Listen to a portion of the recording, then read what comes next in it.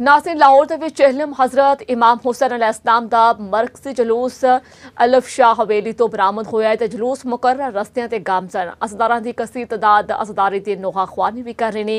मज़ीद दस्ते ने मलिक मुश्ताक।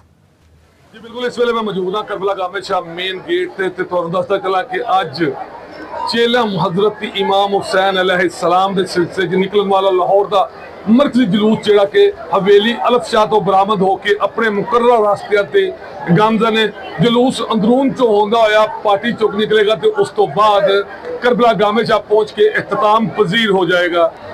अगर गल करिए अज की सिक्योरिटी की तो पुलिस ने सख्त सिक्योरिटी के इंतजाम किए हुए ने।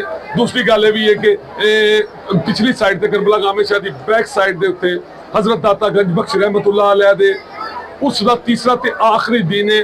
उस हवाले नाल भी पुलिस की बड़ी सिक्योरिटी उत्ते मौजूद है। लेकिन चेलम हजरत इमाम हुसैन के जलूस के विच इंतहाई तौर पर सिक्योरिटी लाई गई है। हर पासे कंटेनर खारदार तारा ला के रस्ते बंद किया होया ते अज़ादारां नूं आने वास्ते कुछ मखसूस एंट्री पॉइंट दिते गए हैं जिन्हां दे नक्शे जगह जगह ते आवेदन किए गए सी कि इत्थों ही अज़ादार जलूस के अंदर दाखिल हो सकते हैं।